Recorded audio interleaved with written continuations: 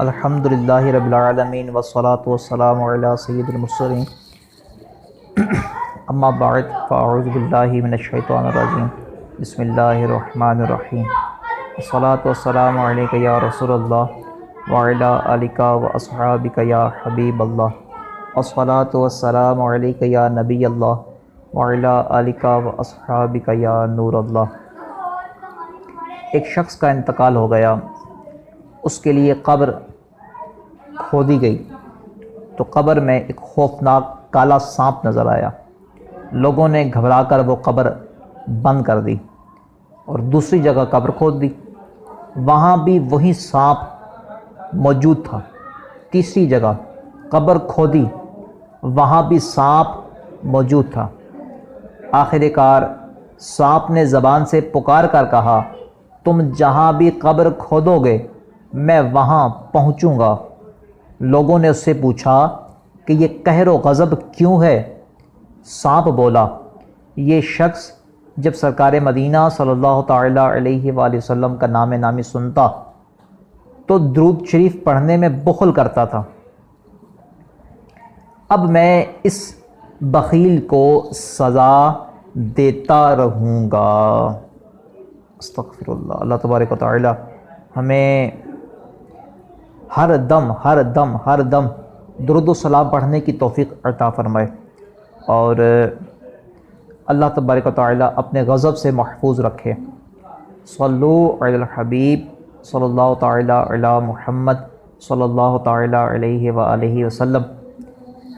بیان سننے سے پہلے اچھی نیتیں فرما لیتے ہیں۔ فرمان مصطفیٰ صلی اللہ تعالی علیہ وآلہ وسلم ہے، نیت المؤمن خیر من عملہ۔ مسلمان کی نیت اس کے عمل سے بہتر ہے، مسلمان کی نیت اس کے عمل سے بہتر ہے۔ دو مدنی پھول بھی سماعت کر لیجئے۔ بغیر اچھی نیت کے کسی بھی عمل خیر کا ثواب نہیں ملتا، جتنی اچھی نیتیں زیادہ اتنا ثواب بھی زیادہ۔ میں بھی نیت کرتا ہوں اللہ عز و جل کی رضا پانے اور ثواب کمانے کے لیے بیان کروں گا۔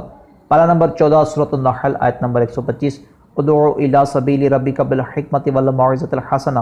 ترجمہ کنز الایمان، اپنے رب کی راہ کی طرف بلاؤ پکی تدبیر اور اچھی نصیحت سے۔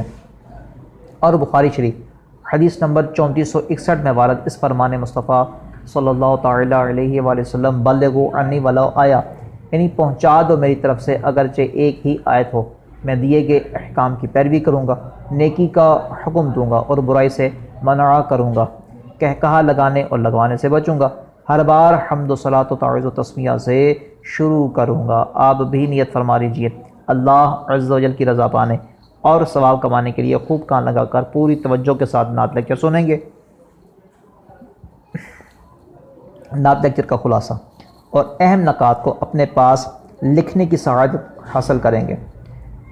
اللہ تبارک و تعالیٰ کے نام کے ساتھ عز و جل اور اس کے پیارے حبیب صلی اللہ تعالی علیہ وآلہ وسلم کے ذکر خیر پر صلی اللہ تعالی علیہ وآلہ وسلم یعنی پورا درود و سلام پڑھیں گے۔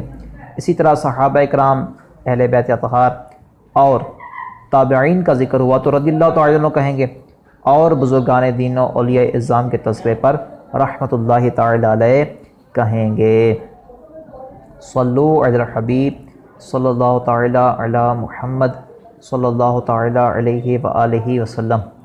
نعت خوانی سے قبل جن باتوں کا خیال رکھنا ضروری ہے، اس میں ہم نے بہت ساری باتیں سیکھنے کی کوشش کی۔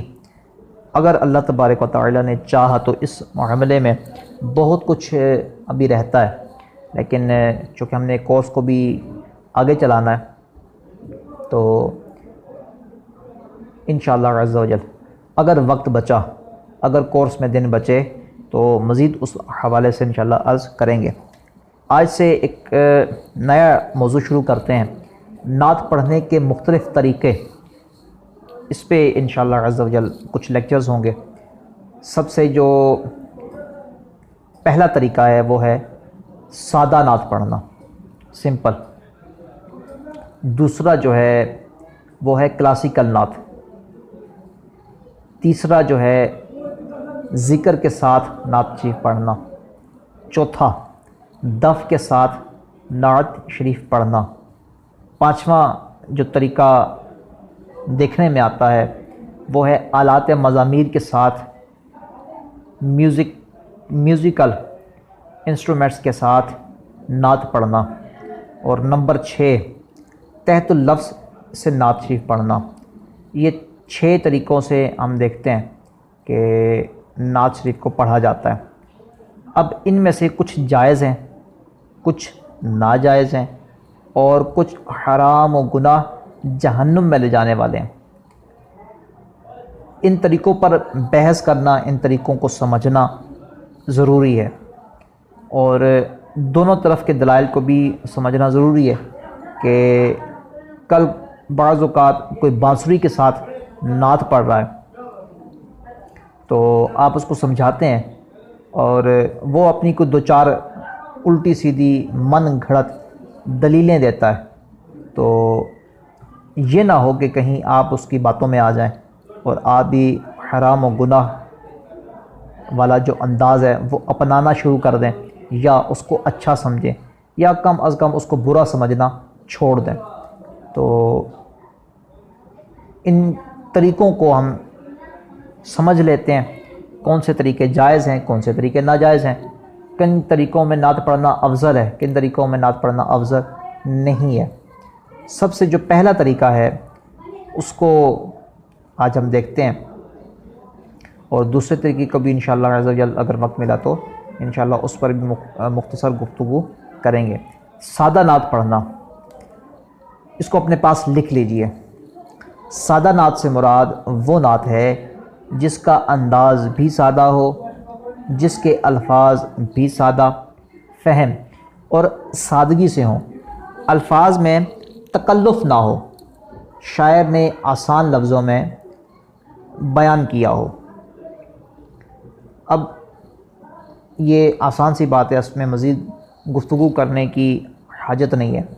سادہ آپ نے دیکھا ہوگا کہ آج سے کوئی چلے جائیں 20 25 30 سال پہلے تو جو نعتیں پڑھی جاتی تھیں وہ عموماً اسی انداز میں پڑھی جاتی تھیں اور لکھی بھی اسی انداز میں ہی جاتی تھیں، اور اعلی حضرت رحمۃ اللہ تعالی علیہ کے زمانے میں اس وقت یہ آسان لفظ ہی تھے، لیکن چونکہ رائج جو اردو ہے یہ تھوڑی سی مختلف ہوتی جا رہی ہے، مختلف زبانوں کے الفاظ اس میں شامل ہو رہے ہیں۔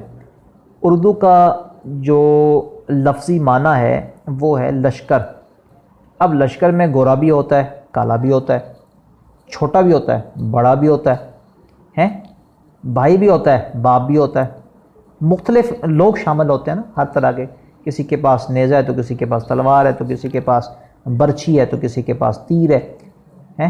اس کو آج کے دور میں دیکھ لیں تو کسی کے پاس بندوق ہے، کسی کے پاس بڑی رائفل ہے، کسی کے پاس کلاشنکوف ہے، کسی کے پاس جو ہے وہ مشین گن ہے، کسی کی ڈیوٹی جہاز پہ ہے، وہ جہاز چلا رہا ہے اور جہاز سے بمباری کر رہا ہے، کسی کی ڈیوٹی ٹینک پہ ہے، کسی کی ڈیوٹی جو ہے وہ مورچے میں ہے۔ تو یہ مطلب مختلف ڈیوٹیاں، مختلف انداز ہیں لشکر کے۔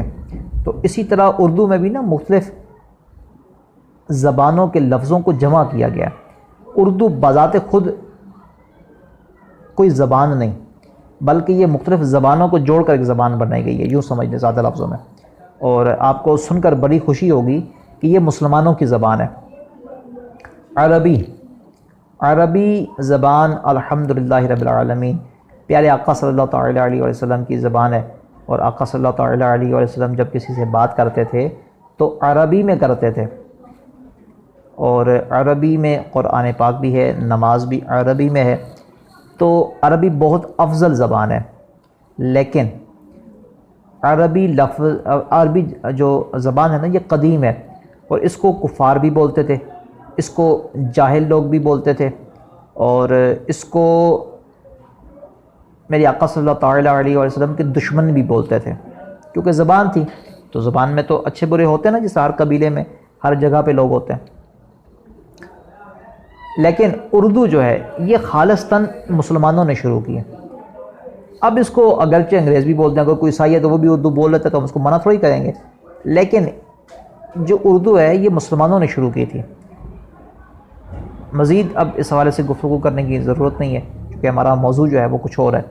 تو اس زمانے میں جو اردو تھی، اس زمانے میں فارسی بولی جاتی تھی، مزید زبانیں بھی بولی جاتی تھیں، تو اس زمانے میں جو اردو تھی وہ آج کے دور میں سمجھنا اس کو مشکل ہے، چونکہ الفاظ کا ہیر پھیر، الفاظ کا بہت سارا جو ہمارا چناؤ ہے وہ کچھ تبدیل ہو گیا ہے۔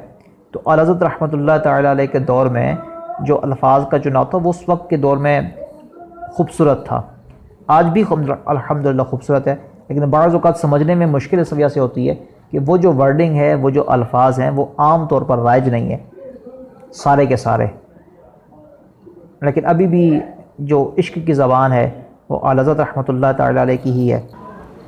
تو آئیے اس کی مثالیں بھی سمجھ لیتے ہیں، یہ بھی اپنے پاس لکھ لیجئے گا۔ مثال نمبر 1، یا رب ہے یہی صدا، یہی دل کی صدا، اب کے برس بھی۔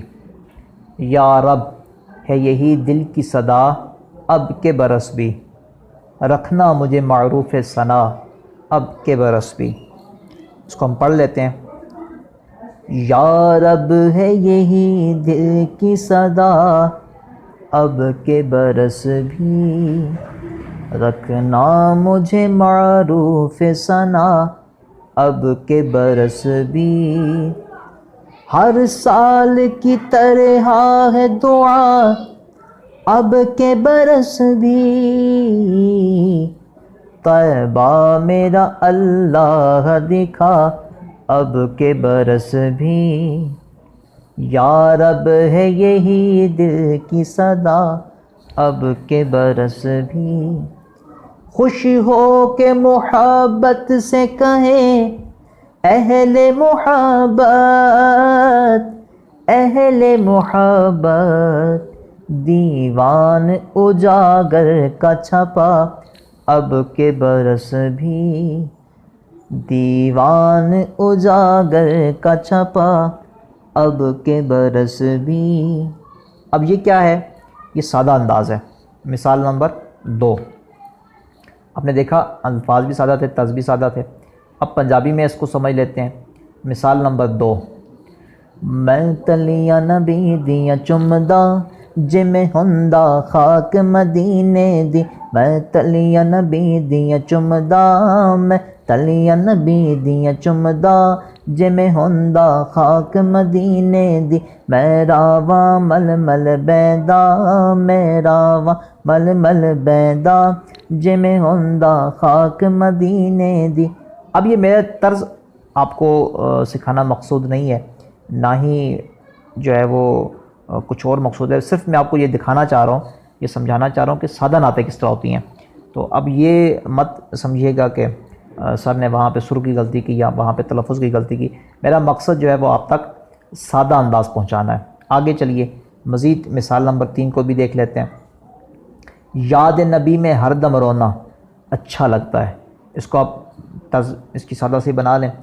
یاد نبی میں ہر دم رونا اچھا لگتا ہے،